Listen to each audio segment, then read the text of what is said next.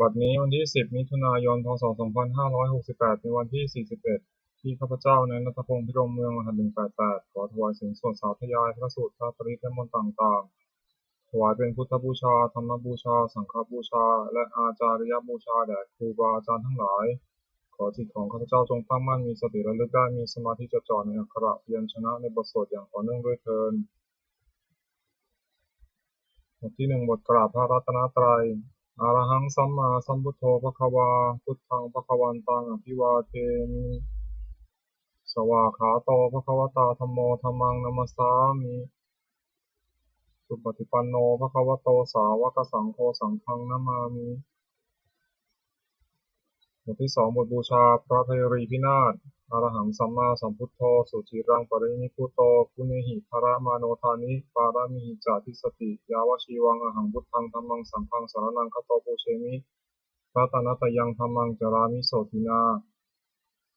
บทที่3บทสวดชุมนุมเทวดา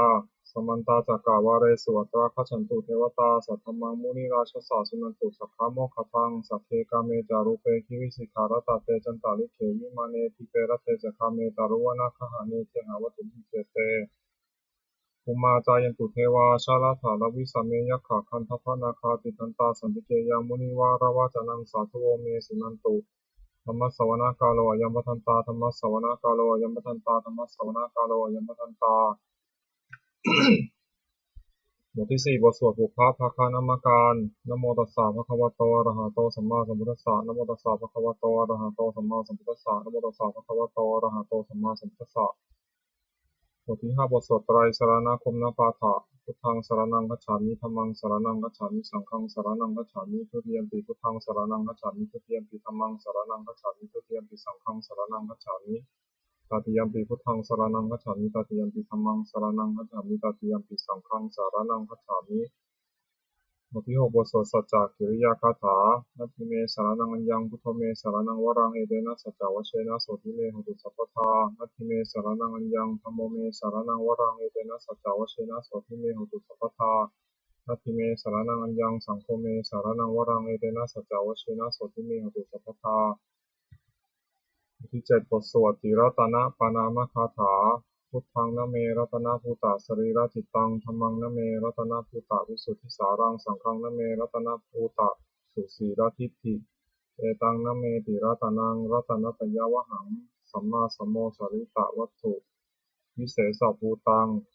อัญโยยานยุตตาคุณะโยคะวะสัพพะวัตตังอสุมิตยัมหิติตเถวะยถาติพันเทเอกังวินาตติตาเรสัมมสัมภเวนะ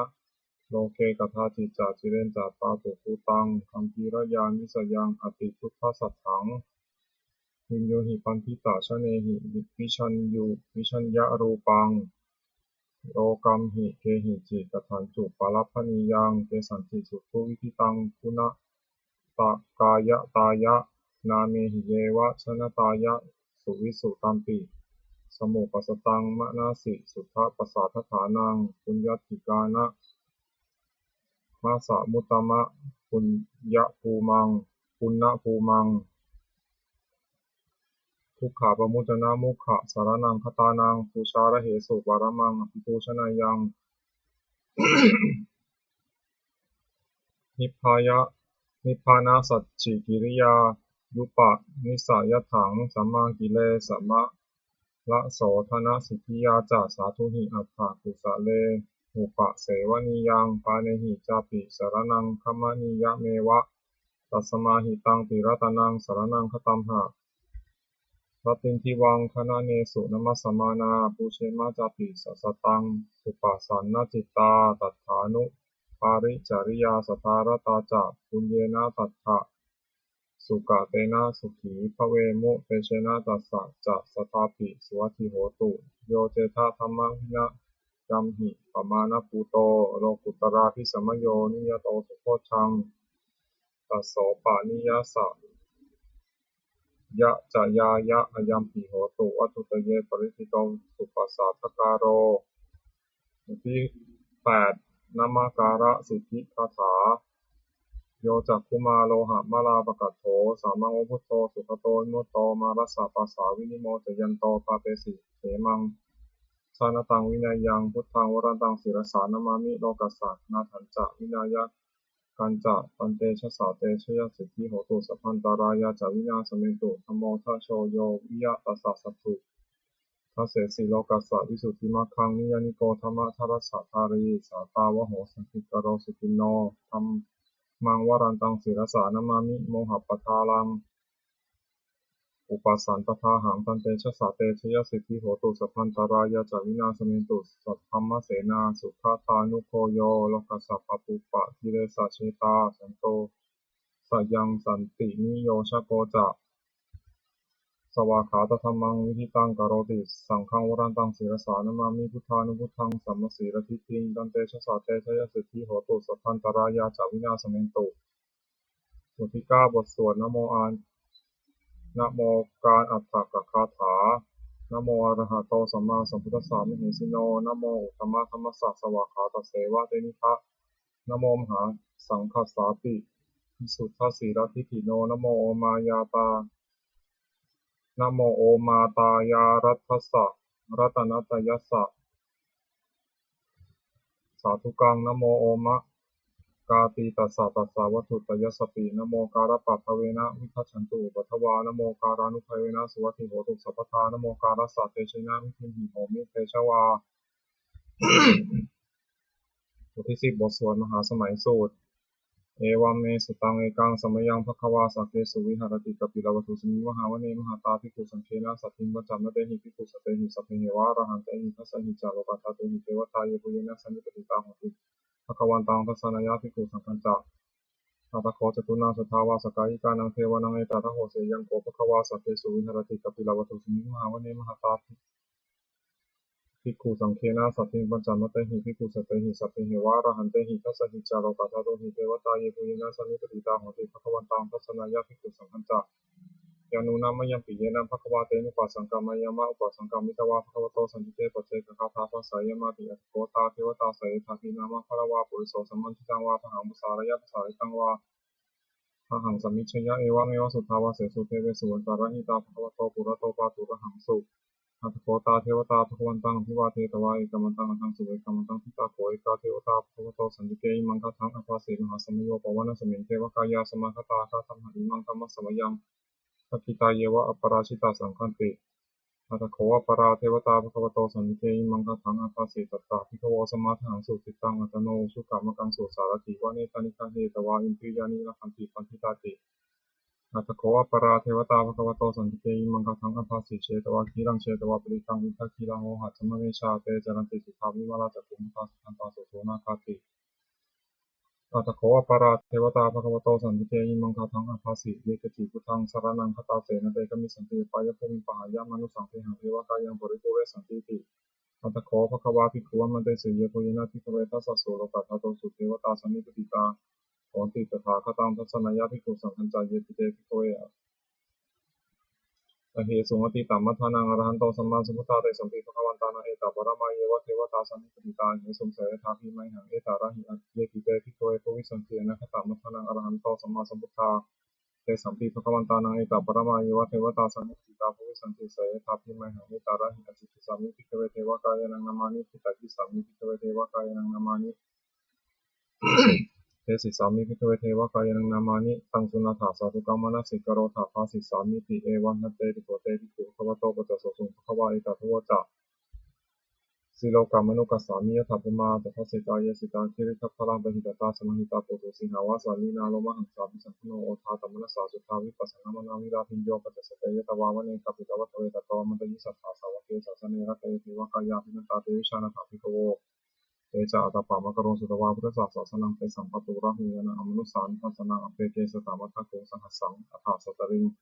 สตังเอเกสหัสสานะอมนุสานมัทธสุอเปเกนะตามัทธะโกสัสสะภาพุตาหุนัจสัพพังพิญญะภวคิตวานะจักขุมาตโตมันตยิสัทธาสาวเกสาสเนระเตเทวกายาภิคันตาเตวิชานาถาภิกขโวเยวหังกิตายิสังมิทิระหิอนุภูปโสสัตตสหัสสาวยะตาภูมากบิลาวัตวายทิมันโตชุติมันโตวันนวันโตยโสสิโนโมธรรมนาภิกาวุหิปุนังสัมมิติวนังชาสหัสสาเหวะตายะขานันนตวันนิโนอิติมันโตชุติมันโตวันนวันโตยโสสิโนโมธรรมนาภิกาวุหิปุนังสัมมิติวนัง สาตาคิราติสหัสายขานานาตวันนิโนอิติมันโตชุติมันโตวันนาวันโตยะสสิโนมุทัมมานาภิกขาวิกุนังสมิติวนังวิเจเตโสรสสหัสายขานานาตวันนิโนอิติมันโตชุติมันโตวันนาวันโตยะสสิโนมุทัมมานาภิกขาวิกุนังสมิติวนังเวสามิตาบันเดสตายขานานาตวันนิโนอิติมันโตชุติมันโตวันนาวันโตยะสสิโนมุทัมมานาภิกขาวิกุนังสมิติวนังภูมิโรราชาขันหิโกเวปุรสานิเวสนังพิโยนังสตัสสหัสังยะขานังวยิรุปาสติภูมิโรราชาขันหิโกโสภคาสมิติวนังปุริมันจาทิสังราชาทัตตารัตโถปสาสติคันทพนังอธิปติมหาราชายะสสิโสพุทธาปิตาสัพพะโหอิธรรมนามหาพลายอิมันโตชุติมันโตวันนาวันโตยะสสิโนมุทัมมานาภิกขาวิกุนังสมิติวนังทักขินันจาทิสังราชาวิรุณโหตปัสสาสติกุมพันธนาธิปติมหาราชายะสสิโสพุทธาปิตาสัพพะโหอิธรรมนามหาพลายอิมันโตชุติมันโตวันนาวันโตยะสสิโนมุทัมมานาภิกขาวิกุนังสมิติวนังปัจฉิมันจาทิสังราชาวิรูปโขปสาสตินาคานังอธิปติมหาราชายะสสิโสพุทธาปิตาสัพพะโหอิธรรมนามหาพลายอิมันโตชุติมันโตวันนาวันโตยะสสิโนมุทัมมานาภิกขาวิกุนังสมิติวนังอุตารัญจาทิสังราชากุเวโรตปัสสาสติยาคานังอธิปติมหาราชายะสสิโสพุทธาปิตาสัพพะโหอิธรรมนามหาพลายอิมันโตชุติมันโตวันนาวันโตยะสสิโนมุทัมมานาภิกขาวิกุนังสมิติวนังปุริมาทิสังทัตตารัตโถทักขิเนนะวิรุณหโกปัจฉิเมนะวิรูปโขกุเวโรอุตรังทิสังจัตตารโรเตมหาราชาสมันตาเจตุโรทิสาทัทธารมนาอัตตังสุวณีกัปปิลวัตเวเตสัมมายาวิโยทัสสะคูณจานิกาสัทธามายาตุเตนทุเวเตนทุวิภูจาวิภูโตสหัสจันทโนกรรมเสโตจันทินิคันทุนิคันทุจาปนาโทปะมันโยจัตเทวสุโตจมาตาลิจิตตเสนจักันทโพนโรราชาชโนสัพโพนาคูปัญจสุโตเจวติมพโรสุริยวัชสายเตจันเอเตจันเยจาราชาโนคันทธาสหราชุพิโมทัมมนาภิกขาวิกุนังสมิติวนังอัตถคูณภาษานัคเวสาลาสหตัชกากัมภะลสตราคุปยคาสหยาติกิยามุนาทตารัฐาจาอาคุณคายสสิโนเอราวันโนมหานาโคสมบัคาสมิติวนังเยนะคาราเชสหสาหารันตุทิพัทิชาปกิวิสุทธิจักโขหายสาเตวนามชปตาจิตตาสุปนาอิติเตสานามังอภยันตทานาคาราชานามาสิสุปนาโตเขมมกาสุโตสันหาหิวาจาหิวปาวะหายันตานาคาสุปนาสารนามังสุตังชิตาวชิระหัตเถนะสมุทังอสุราสิตาทัตโรวาสาวเสเตอิมันโตยสสิโนกาลคันชามหันสมาอสุราธนาวิคัสสาวิโกจิติสิติตาปหาราทนุติสหัสตะปริปุตตานังสเพเวโรจนามกาสนหิตวาปิเสนังลาหุปัฏฐามุปะขมุงสมุโยธานิทันเตภิกขุนังสัมมิติวนังนาโปจเทวาปฐวิจเตชวายโยตถาคมุงวรุณาวรุณาเทวาสมโมจเยสัสสะสหเมตตากรุณากายิกาคุเทวายสัสสิโนทัสเสเตทัสสะทกายาสัพเพนังตวนิโนอิทิมันโตชุติมันโตวันนวันโตยสัสสิโนมัทธมนาภิกขาวิกุนังสัมมิติวนังเวทุจเทวาสหริจอัสมาจทุเวยมาจันทสุวนิสาเทวาจันทมคุปุรคิตาสุริยสุวนิสาเทวาสุริยมคุปุรคิตานะขันธานิปุรคิตวานาคุมันทาวะระหากาวสุนังวาสวเสโตสโกปะคาปุรินทัตวัตเสเตทัสสตากายาสัพเพนันตวันนิโนอิทิมันโตชุติมันโตวันนวันโตยสัสสิโนมัทธมนาภิกขาวิกุนังสัมมิติวนัง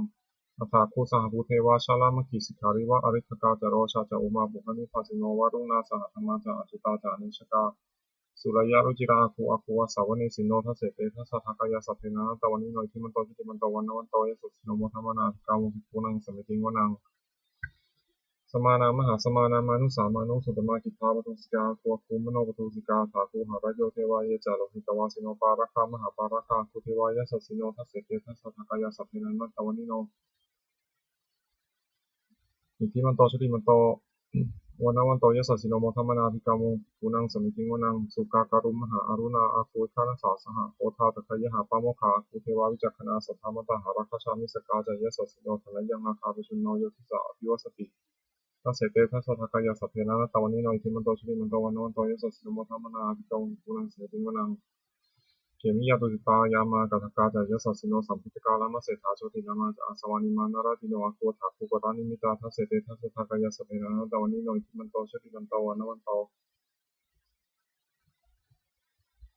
ยสัสสิโนโมทัมมนาภิกขาวิกุนังสมิติวนัง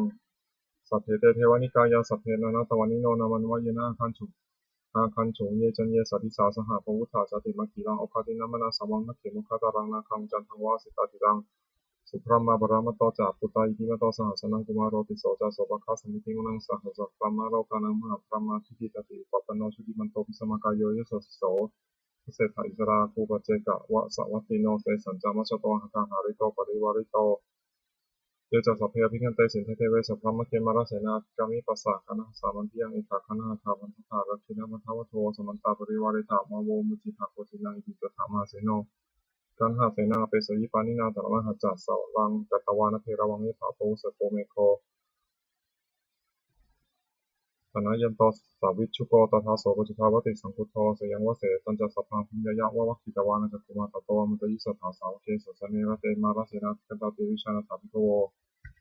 เอจะอัตตปามะกรงสุตวาพุทธศาสนาวิตาราเคหิปกรรมโมเนสังฆมัมปิอิชยงสัพเพวิชิตาสังฆมัพยติตายะสัสสิโนโมทันติสหปุเตหิสาวกาเตชะเนสุปฏิบทที่11บทสวดมังคลสุตตังเสวนาจะพาลานังปันทิตานันจะเสวนาบูชาจะบูชนียานังตัมมังคลมุตตมังปฏิรูปะเทสะวาโสจะปุเพจะกตาปุญญาตาอัตตสัมมาปะนิทิจะเอตัมมังคลมุตตมังพาหุสัจจันจาสิปัญจาวิญญโยจะสุสิกิโตสุภาสิตาจะยาวาจาอิตามังคลมุตตมังนาตาปิตุอุปทานังปุตตะทารัสสะสังฆโหอนาคุราจะกัมมันตาอิตามังคลมุตตมังทานันจาธรรมจริยาจะยาตากานันจาสังฆโหอนวัชชานิกามานิเอตัมมังคลมุตตมังอารติวิรติปปามัชฌปานาจะสัญญโมอปปามาโทจะธรรมิโสเอตัมมังคลมุตตมังคารโวจะนิวาโตจะสันตุติจะกตัญญูตากาเรนะธรรมสวนังเอตัมมังคลมุตตมังขันติจะโสวะจะสตาสมนานันจะทัสนังกาเรนะธรรมสากฉายตัมมังคลมุตตมังตโปจะธรรมจริยันจะอริยสัจจานะทัสนังนิพพานะสัจฉิกิริยาจะเอตัมมังคลมุตตมังพุทธัสสะโลกาธรรมิหิจิตตังยัสสะนะกัมปติอโศกังวิราชังเขมังเอตัมมังคลมุตตมังเอตาทิสานิกตวาสัพพัทธะมะปาราชิตาสัพพัทธะโสติคัจฉันติปันเตสังมังคลมุตตมันติบทที่12บทสวดรัตนปริตยังกินจิวิตตังอิทาวาหุรังวาสัพเพสวายังรัตนังวริตังนโนสมังอธิปถากเตนะอิทัมปิพุเทรัตนังบริตังเอเตนะสัจเจนะสวัสดิโหตุ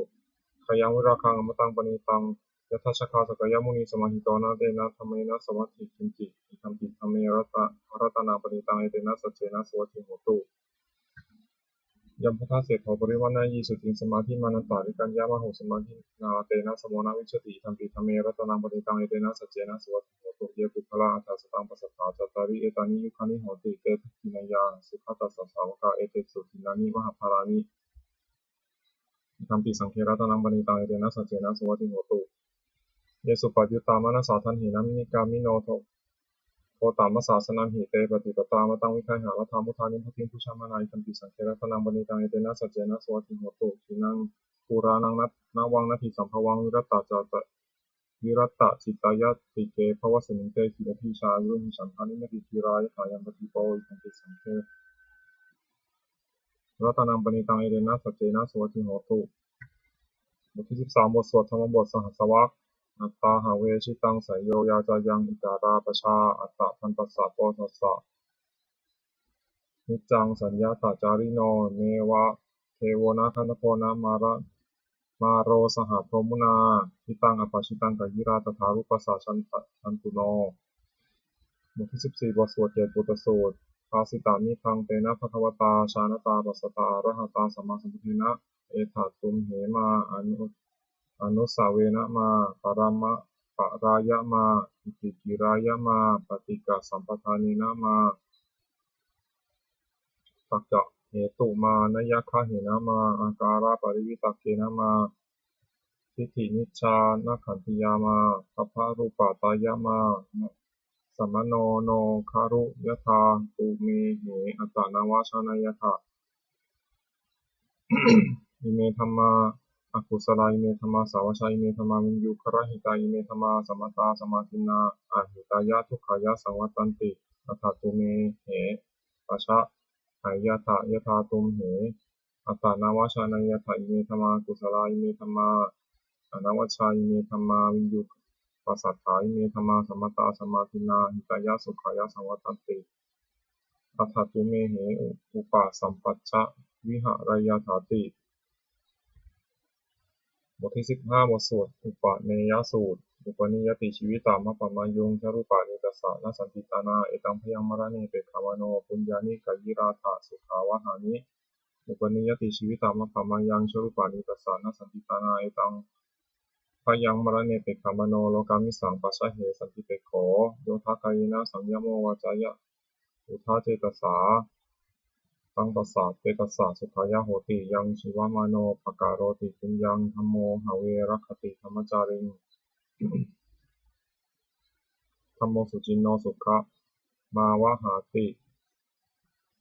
เมสานิสังโฆธรรมิสุจินเนนะทุกขติงคัจฉติธรรมจารีสัพเพสังขารานิจจติยถาปัญญยปัสสติ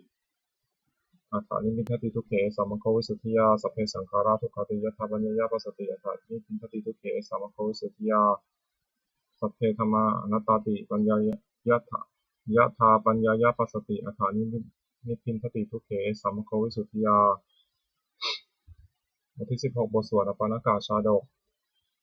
อปันนะกัตถานะเมเกทุติยังอหุตกิกาเอตปัญญายะเมทาวีตังคันหายาปานกังพหุงเวสรนังยันติปัปพาตานิวนานิจะอารามารุขะเจตยานิมนุสาพยาตัชิตาเนตังโขสารมังเขมังเนตังสารณมุตตมังเนตังสารณมาคัมมะสารทุกขาภูตติโยจะพุทธันจะธรรมันจะสังฆันจะสารนังคโตจัตตาริอริยสัจจานิสัมมาปัญญายปัสสติทุกขังทุกขสมุปาทังทุกขสัจจะอภิกมังอริยันจะอัตถังคิกังทุกขูปัสสะมะคามินังเอตังโขสารนังเขมังเอตังสารณมุตตมังเอตังสารณมาคัมมะสัพพทุกขาภูตติ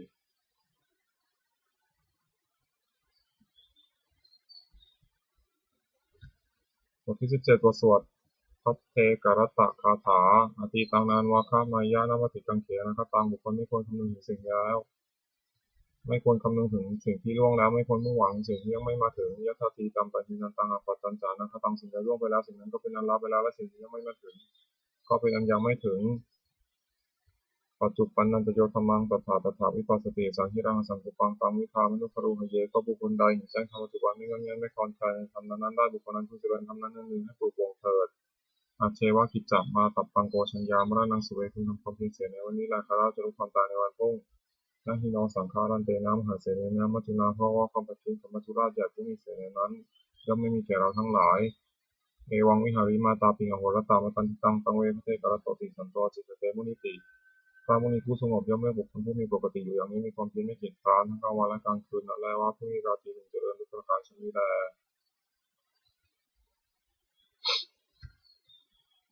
บทที่18บทสวดพินหปัจจเวคคณปาฐาแปลชราธรรมหิชรังอนัตติโตเรามีความแก่เป็นธรรมดาจะล้มพ้นความแก่เป็นไม่ได้พยาธิธรรมหิพยาธิอนัตติโตเรามีความเจ็บไข้เป็นธรรมดาจะล้มพ้นความเจ็บไข้เป็นไม่ได้มรณะธรรมหิมรณังอนัตติโตเรามีความตายเป็นธรรมดาจะล้มพ้นความตายเป็นไม่ได้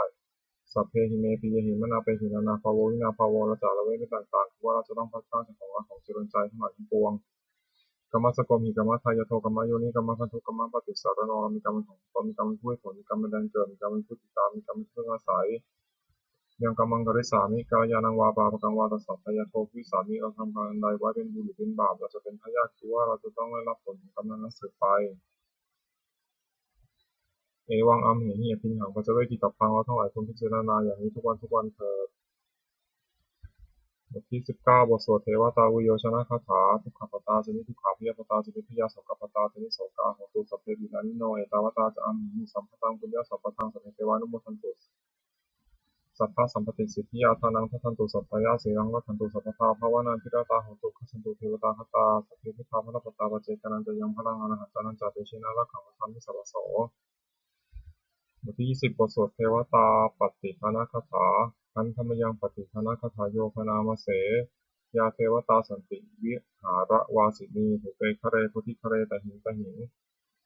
ตาธรรมทานีนาภวันตุปูชิตาสติงกรณเดทาวิหารามันทะเรเถราจมัชชานวกาจติทวสารานิกาธานาปฏิอุปาสกาคามาจเทสานิคามาจอิสราสัพพานภูตาสุขิตาภวันตุเตชลาภุชาเยปิจะอันทสัมภวาสังเสทชาตาอัทโวปปาติกานิยานิกังธรรมวรังปฏิจเตสัพเพติทุกขสะกโรนตุสังขยังขาตุจิราสตังธรรมโมธรรมัทธราจะปุคราสังโฆโหตุสมัคโควะอัฏฐายะจะหิตายะจะอัมเหระคตุสัทธโมสัพเพปิธรรมจาริโนวุฒิงสัพเพ ปาปุณายามะธรรมเมอริยัปปะเวทิเตบทที่21บทสวดสัพพะปฏิภาณคาถาแปลอันธรรมยังปฏิภาณคาถาโยพนามเส ปุญญสิกขานิกัตสสะยานัญญานิกตานิเมเตสัญจภัคคิโนโหตุสัตตานันตาปะมานากาเยปิยาคุณวันตาจาไมหังมาตาปิตาทโยทิขาเมจาปายทิขาวาอันเยมัชฌัตตเวริโนสัตตาติพันติโลกัสมิงเตปุมาจตุโยนิกาปัจเจกจตุโวการาสังสารันตาภวาภเวยาตังเยปฏิภานัมเมอนุโมทันตุเตสยังเยจิมังอัฏฐเยจิมังนัปปาชานันติเทวาเตสังนิเมทยุงมยาทินนานะปุญญานังอนุโมทนาเหตุนาสัพเพสัตตาสัทธาโหตุอเวราสุขาชีวิโนเขมะปะทันจะปัปปนตุเตสาสาสิชตังสุภาของสัตว์ทั้งหลายไม่มีที่สุดไม่มีประมาณจงเป็นผู้มีส่วนแห่งบุญที่ข้าพเจ้าได้ทำในบัดนี้และแห่งบุญทั้งหลายอื่นที่ข้าพเจ้าได้ทำแล้วคือชนเหล่าใดเป็นที่รักผู้มีคุณมีมารดาและบิดาของข้าพเจ้าเป็นต้นที่ข้าพเจ้าได้เห็นหรือแม้ไม่ได้เห็นดาสัตว์ทั้งหลายอยู่ที่เป็นกลางและมีเวรการตั้งอยู่ในโลกเกิดในภูมิ3เกิดในกำเนิด4มีขันธ์5ไรขันธ์1ไรขันธ์4ทั้งที่อยู่ในภพน้อยและภพใหญ่สัตว์เหล่าใดทราบการให้สมบูรณ์ของข้าพเจ้าแล้วของสัตว์เหล่านั้นจงอนุโมทนาทานนี้เถิดก็สัตว์เหล่าใดย่อมไม่ทราบการให้สมบูรณ์ของข้าพเจ้านี้ขอเทพทั้งหลายจงแจ้งแก่สัตว์เหล่านั้นเพราะเหตุคืออนุโมทนาบุญทั้งหลายที่ข้าพเจ้าให้แล้วขอสัตว์ทั้งปวงจงอย่ามีเวรอยู่กับสุขเสมอเถิดและจงถึงทางอันเกษมเถิดขอความหวังอันดีของสัตว์เหล่านั้นจงสำเร็จเถิดด้วยอนุภาพแห่งสัจจะอธิษฐานอนุภาพแห่งความเพียรและนิสงส์แห่งการบูชาพระรัตนตรัยการสาธยายบทสวดมนต์พระสูตรพระบริกรพระคาถาเหล่านี้ขอความสุขสวัสดีจงเกิดมีแก่ข้าพเจ้าขอพ้นจากทุกข์ทั้งปวงขอข้าพเจ้าเจริญทั้งทางโลกและทางธรรมขอตัวเทพเทวดาทั้งหลายโปรดอนุโมทนาในการสวดสาธยายมนต์และธรรมะเหล่านี้เมื่ออนุโมทนาและโปรดอำนวยพรให้แก่ข้าพเจ้าและวัตถุมงคลทั้ง4พยิพินาศโดยมูลนิธิสมเด็จพระญาณสังวรวัดบวรนิเวศวิหารต่อจงวัตถุมงคลทั้งหลายที่สั่งถึงสร้างขึ้นทั้งที่ผ่านมาและที่จะจัดสร้างในอนาคตขอจงเปลี่ยนด้วยอนุภาพแห่งพระปริตรและคำมงคลในพระคาถาต่างๆขอจงสำเร็จศักดิ์สิทธิ์ทุกประการเทอญสาธุ